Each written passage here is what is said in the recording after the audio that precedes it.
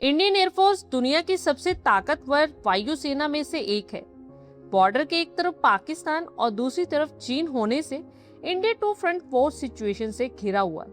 और यही कारण है कि भारत आर्मी से लेकर एयरफोर्स और नेवी को अल्ट्रा मॉडर्न टेक्नोलॉजी से लेस करने के लिए हजारों लाखों करोड़ों रुपए खर्च कर रहा है। 21st सेंचुरी के वॉरफेयर में कई तरह के चेंजेस आ चुके हैं। तोप, टैंक, फाइटर जेट्स और मिसाइल के साथ ही अब युद्ध के मैदान में ड्रोन का महत्व काफी बढ़ चुका है। मॉडर्न एज में भी जिस देश के पास जितना ताकतवर फाइटर जेट है, ग्लोबल लेवल पर उसका सिक्का उतनी ही तेजी से चलता है। अमेरिका और रशिया के बाद अब चीन भी इस ग्रुप में शामिल हो चुका है। भारत का चीन के साथ कैसा रिश्ता है ये आप सभी जानते ही हैं। ऐसे में एयरफोर्स के पास फाइटर जेट की इनफ स्क्वाड्रन का होना बहुत जरूरी है। इंडियन एयरफोर्स के लिए 42 स्क्वाड्रन मंजूर किए गए हैं, पर इसकी संख्या फिलहाल 29 ही है और ये एक अलार्मिंग सिचुएशन है। हालात को देखते हुए भारत 2 मोर्चों पर एक साथ काम कर रहा है। फाइटर जेट इंपोर्ट करने का और स्वदेशी टेक्नोलॉजी की हेल्प से अपने घर में फाइटर जेट्स का प्रोडक्शन करना। भारत ने कुछ महीने पहले फ्रांस से 114 फाइटर जेट्स खरीदने के प्रस्ताव को हरी झंडी दी थी और अब इस डील पर आगे की बातचीत हो रही है।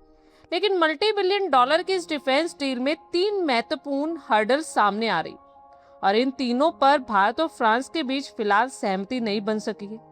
हालांकि इसे सुलझाने के लिए बातचीत का प्रोसेस लगातार जारी है और यही कारण है कि इंडियन एयरफोर्स की घटती स्क्वाड्रन संख्या के बीच में ये रणनीतिक डील फाइनल नहीं हो पाई है। इस योजना के तहत MRFA टेंडर प्रोसेस को दरकिनार करते हुए गवर्नमेंट टू गवर्नमेंट मॉडल पर डील करने की तैयारी है और प्रस्ताव के अकॉर्डिंगली 60% से ज्यादा स्वदेशीकरण के टारगेट के साथ इन एयरक्राफ्ट का निर्माण नागपुर स्थित डसोल्ट एविएशन के जॉइंट प्लांट में किया जाएगा।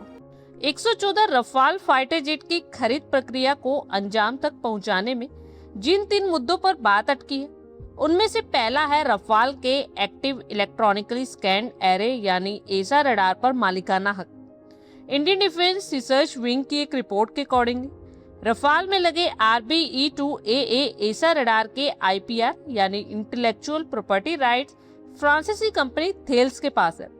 डसोल्ट एविएशन का कहना है कि रडार में किसी भी प्रकार के चेंजेस का राइट उसके पास नहीं है क्योंकि उसकी ऑनरशिप थेल्स के पास है। इसमें भारत के फ्यूचर की स्वदेशी तकनीकों को इंटीग्रेट करने की योजना प्रभावित हो सकती है। और दूसरी परेशानी है सोर्स कोड की शेयरिंग पर गतिरोध। सोर्स कोड का मुद्दा बहुत सेंसिटिव हो चुका है। यही सॉफ्टवेयर एयरक्राफ्ट के मिशन कंप्यूटर, सेंसर फ्यूजन और वेपन नेविगेशन सिस्टम को कंट्रोल करता है। फ्रांस इस कोड को अपनी दशकों पुरानी रक्षा तकनीक की सुरक्षा से जोड़कर देखता है और उस पर कड़े निर्यात प्रतिबंध लागू है। यदि भारत को इस सोर्स कोड तक पहुंच नहीं मिलती है तो फ्यूचर में अस्त्र BVR यानी beyond visual range missile, Rudra anti radiation missile या दूसरे स्वदेशी हथियारों के इंटीग्रेशन के लिए हर बार डसोल्ट पर निर्भर रहना पड़ेगा।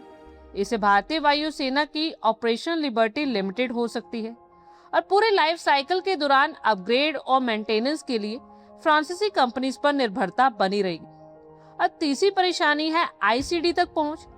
आपको बता दें कि रक्षा मंत्रालय फिलहाल कम से कम ICD यानी इंटरफेस कंट्रोल डॉक्यूमेंट तक पहुंच सुनिश्चित करने पर जोर दे रहा है। ICD ऐसा टेक्निकल डॉक्यूमेंट है जिसमें विमान के हार्डवेयर और सॉफ्टवेयर के बीच कम्युनिकेशन के तरीके, डेटा, इलेक्ट्रिक कनेक्शन और कम्युनिकेशन प्रोटोकॉल का विवरण होता है। ICD एयरक्राफ्ट का सोर्स कोड नहीं होता, बल्कि ये बताता है कि आउटर वेपन और सिस्टम के फाइटर जेट से सुरक्षित तरीके से कैसे जोड़ा जा सकता है। इसके बेसिस पर DRDO और इंडियन डिफेंस इंडस्ट्री अपने स्वयं के अडेप्टर, पायलन और दूसरे हार्डवेयर डेवलप कर सकते हैं ताकि भारतीय मिसाइल्स को एयरक्राफ्ट पर इंटीग्रेट किया जा सके। बता दें कि भारत ने पहले भी ऐसा मॉडल सफलतापूर्वक अपनाया है।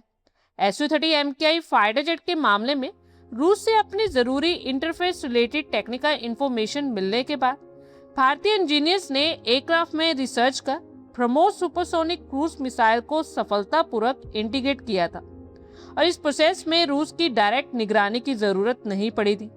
इसी एक्सपीरियंस के बेसिस पर भारत अब रफाल के लिए भी ICD तक पहुंच जाता है ताकि फ्यूचर में स्वदेशी हथियारों और सिस्टम्स का इंटीग्रेशन फ्रीली किया जा सके। रक्षा मंत्रालय का मानना है कि पास्ट में मिराज 2000 अपग्रेड प्रोग्राम के दौरान लिमिटेड तकनीकी पहुंच के कारण बातचीत लंबी चली थी और प्रोजेक्ट की कॉस्ट भी बढ़ गई थी।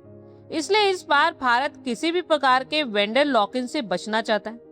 हालांकि फ्रांस की ओर से डिसॉल्ट, थेल्स, साफरन और एमबीडी जैसी कंपनीज इस बात पर जोर दे रही हैं कि सोर्स कोड और सेंसिटिव एल्गोरिथम शेयर करने से उनके एडवांस डिफेंस टेक्निक्स के रिवर्स इंजीनियरिंग का रिस्क बन सकता है। एक्सपर्ट्स का कहना है कि यदि भारत फ्यूचर में रफाल पर स्वदेशी उत्तम ज्ञान बेस्ड एसा रडार या दूसरे इंडियन सिस्टम के इंटीग्रेशन की दिशा में आगे बढ़ता है तो इसके लिए रफाल के sensor, spectra electronic warfare system और दूसरे ऑनबोर्ड सिस्टम के साथ टेक्निकल बैलेंस की जरूरत पड़ेगी और इसमें डिसॉल्ट और उसके पार्टनर्स की एक्टिव पार्टनरशिप भी जरूरी होगी। इसका महत्व सिर्फ रफाल तक सीमित नहीं है। उत्तम रडार फ्यूचर में तेजस मार्क 2, एमका और सुपर सुखोई अपग्रेड प्रोग्राम की तकनीक माना जा रहा है। अगर भारत इन सिस्टम्स के सॉफ्टवेयर और इंटरफेस पर कंट्रोल हासिल कर लेता है तो नए air to air, air to ground और स्टैंड ऑफ वेपन्स का इंटीग्रेशन कहीं ज्यादा तेज और स्वतंत्र रूप से किया जा सकेगा।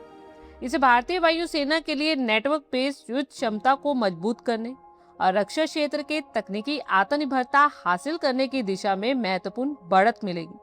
आप लोगों की क्या कुछ राय है कमेंट बॉक्स में शेयर करें। आई होप आपको हमारी ये वीडियो अच्छी लगी होगी और आगे भी इसी तरह के अपडेट्स के लिए हमारे चैनल को जरूर सब्सक्राइब करें। धन्यवाद।